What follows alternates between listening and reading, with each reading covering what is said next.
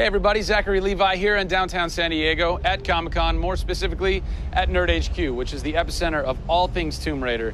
The anticipation is building as the team from Crystal Dynamics continues to say that this could be the game of their careers. Today we're going to dig a little bit deeper into the story with some of the key writers and designers who are brave enough to tackle the origin stories of Lara Croft. These are the final hours of Tomb Raider.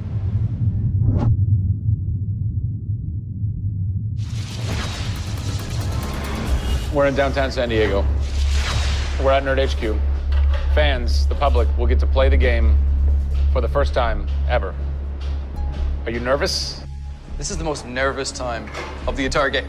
This is huge for us. This is the first time we're giving anybody the opportunity to put their hands on the game. It's not finished yet.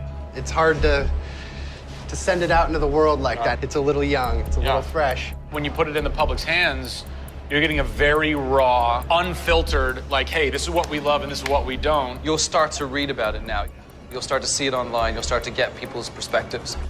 We're making sure that we make it the best thing that we can for the fans, and these are the fans. Why make an origin story? You could just kind of continue with the Lara Croft Tomb Raider saga, but you didn't. Why? We didn't start with the idea of doing an origin story, actually. We started with the idea of doing something fresh. There haven't been very many games that have the opportunity to go back and tell the true origin story. There is very few games like this. In the history of the Tomb Raider franchise, there has not been a female lead writer until now, Rhianna Pratchett. For me, I didn't think of it like we needed a female writer to do that. Rhianna just nailed it. Rhianna Pratchett. Yep. Does it take a woman to know a woman?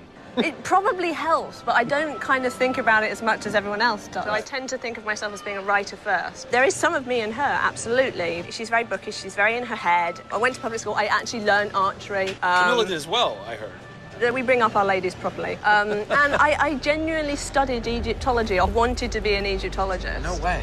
You know, I've always been a huge fan of kick-ass females. I mean, I grew up on Terminator and Aliens. Yeah. You know, fighting aliens in the future. I thought that was what girls did. It's great to be here at Comic-Con. This is my first time. People are really responding to this kind of new Lara. The fans have been great. They've been very supportive. I want to kind of live up to their expectations. I grew up going to fantasy and science fiction conventions. Now here I am looking at a Tomb Raider poster on the side of a building for a Tomb Raider game I have written. Can't quite process that, but it's very cool. Lara's actions affect her character and her emotional state, and so the first kill for us was a big thing.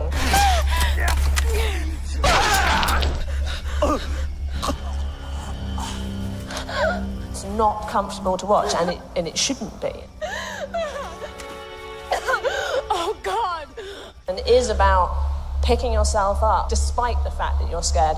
You can't have bravery without fear. In video games, you're kind of tweaking all the way down to delivery. Yeah.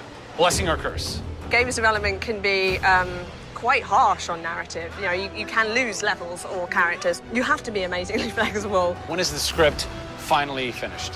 You get insight when you see it through your audience's eyes. Yeah. So once the story gets to a point where we can start sharing with people, where we can start putting it on the screen, then we start to understand, are people getting from it what we want them to get from it? The feedback is that it's really fulfilling our primary goals of delivering a story that introduces people to a Lara Croft, but also just takes them on an amazing adventure.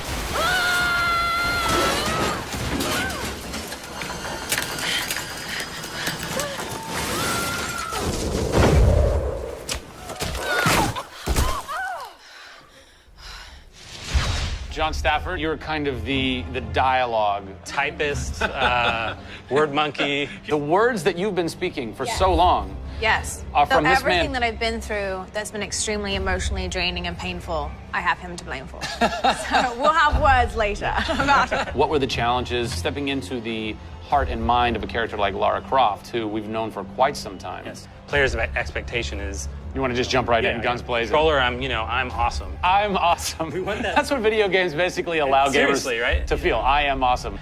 Challenge for me is to show her vulnerable. We're shipwrecked on an island inside the Dragon's Triangle.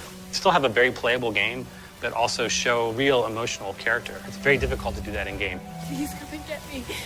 You can do this, Lara. When you have really extreme circumstances, you have really extreme emotions. What the hell? It's all about her survival. She's basically willing to do whatever it takes. There's people trying to kill you. You know, things are really extreme. Listen, I'm gonna get you out of there. I promise. I promise. I didn't want any lines to sound gamey.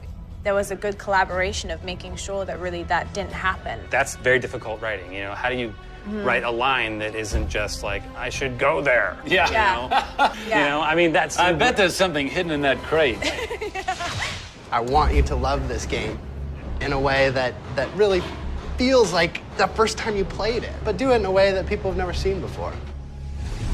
For me, it's crazy not to look at this as an opportunity to really start that dialogue. This is a game of our careers. This truly is the first time to sort of say, okay, this is it. Well, now that we know a bit more about what it takes to reimagine an icon from the ground up, we're headed east to go behind the sounds of Lara's journey. A journey that is heightened and shaped by cinematic score and sound design. I hope to see you on the next episode when we talk to who's behind what we're hearing in Tomb Raider.